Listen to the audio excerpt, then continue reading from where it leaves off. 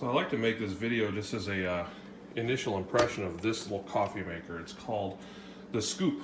It's by Hamilton Beach, and I really kind of dig it. I've already made probably 6-7 cups of coffee with it, and I'm really happy with the results that I've gotten out of it. I have it next to my older Keurig here. This is an old B70, and as you can see, just looking at the size, the form factor is just, it's much smaller, and for single serve, it's perfect for me. So what makes this the Scoop is it has this little scoop here, and it has one line there on the stainless steel that you can see, and then the top of the stainless steel is the large cup. So, and the way it works is real simple. You have this little top that lifts off here, and you scoop, or just put your coffee into that, and then close it down. And it closes down with authority. I like that. And then you pour your water in a little reservoir up here, and I don't know how well you can see. Yeah, it's got an 8-ounce line and a max line. And the max line is for 14 ounces, and the 8 ounces for 8 ounces, and it actually does 8 ounces. The problem I have with this Keurig is you set it to the 8-ounce one, and it doesn't quite give you 8 ounces. So when you try to do 2 cups to do 16 ounces, it really kind of just gives you 14 ounces. So I figured, okay, we'll do this. So it has this, the Scoop, which has it's a little bit wet because I just used it. It has the primary filter in it, which is a pretty fine mesh. It's not the finest mesh, so you wouldn't want to use like super like espresso coffee grounds in here. And then you have a secondary filter, which has a little bit finer mesh, and that does not feel metal. It feels more like just plastic mesh. And then it has a filter well, which is removable. So this is what allows it just to have one stream coming out and not make a big huge mess on the countertop. So I'll put this back in here like this. And then another feature this has, so this does 2 sizes. It'll do 8 ounces or 14 ounces. So if you're gonna do 14 ounces, you just put your travel mug right here. If you wanna do just 8 ounces, you can actually pull this little thing out and just tuck it in like that. And then you have a nice little rest to put your cup on.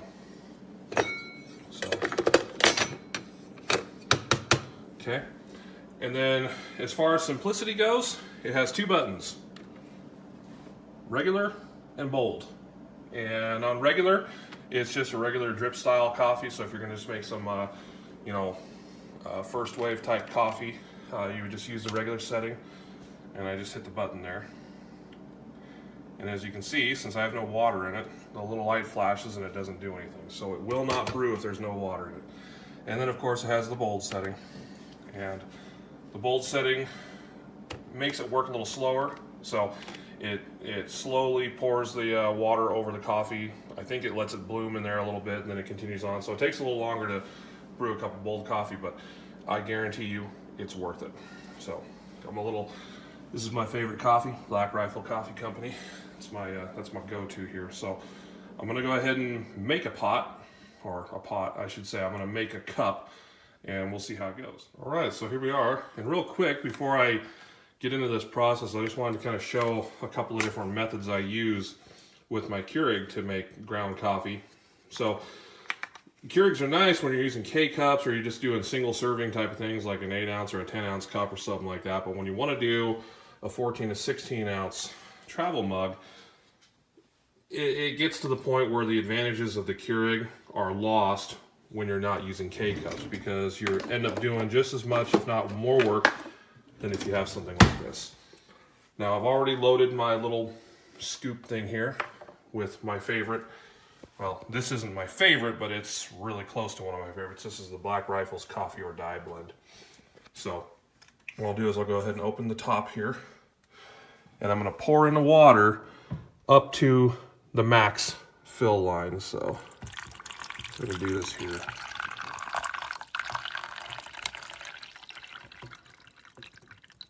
We have pretty hard water at our house, so I'm using filtered water.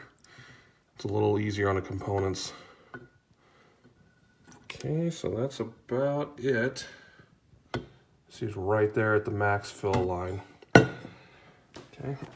The nice thing is you can't overflow because it won't brew any more than you already have. So close the lid, open the top here, put the basket, little scoop basket in the top, and hit the bold button because that's how we like it.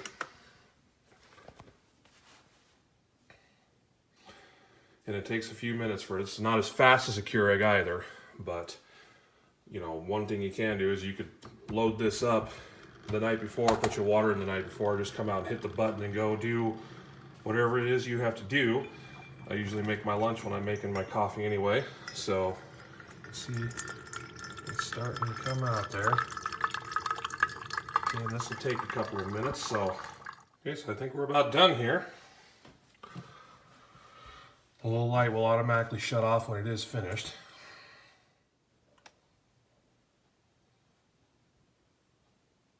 Okay, the light's off. Let's see what we ended up with.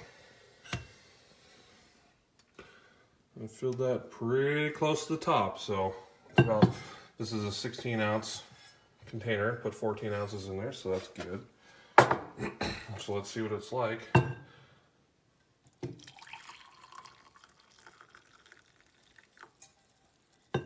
So as far as cleanup goes, it's pretty easy. I just like to lift the lid up here, let any moisture that's in here just kind of evaporate off. And then you lift this section here, pull the brew basket out, take this over to the trash or the sink or whatever you want. It says it's dishwasher safe. I would probably just hand wash it if I were you. Got some of the other finer grinds in the secondary brew basket. And then I'm just going to take this out because I don't like residue being stored in the bottom of my coffee maker.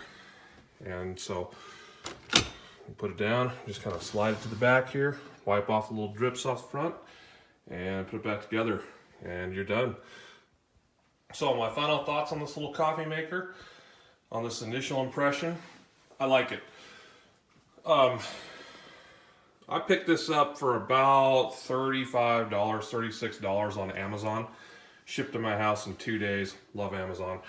Anyways, in a world of super technology, gizmos and gadgets and things that do 100 different things like the Ninja or whatever, it's nice to see something that just is, it's a simple coffee maker for a simple guy who just wants black coffee. I don't need whipped lattes and crap like that.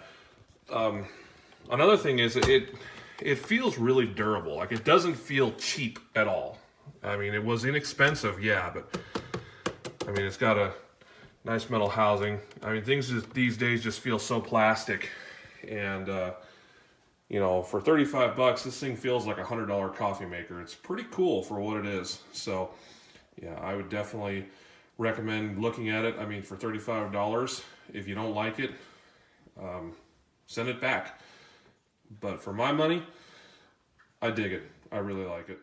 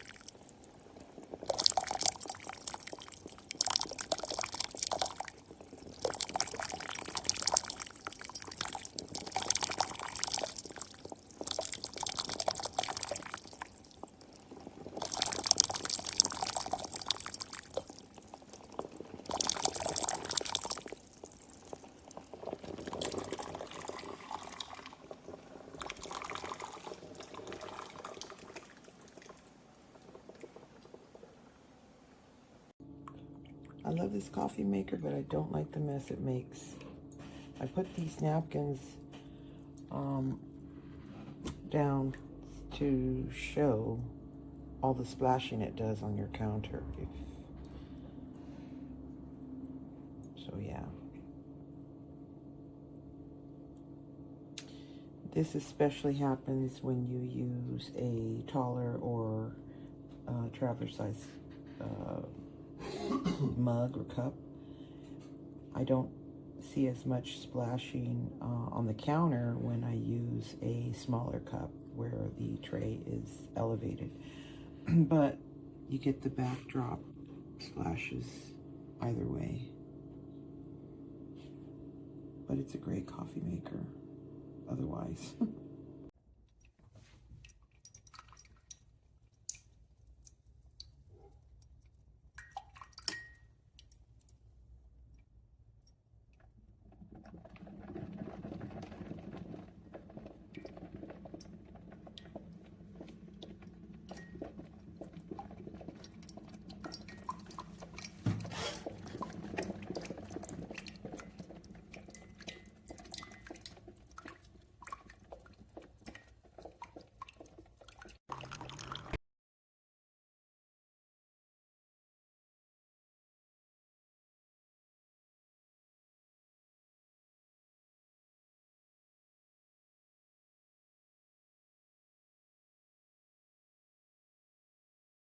Dry this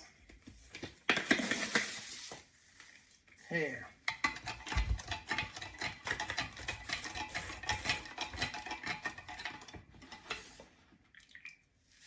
I will tell you how that coffee came out.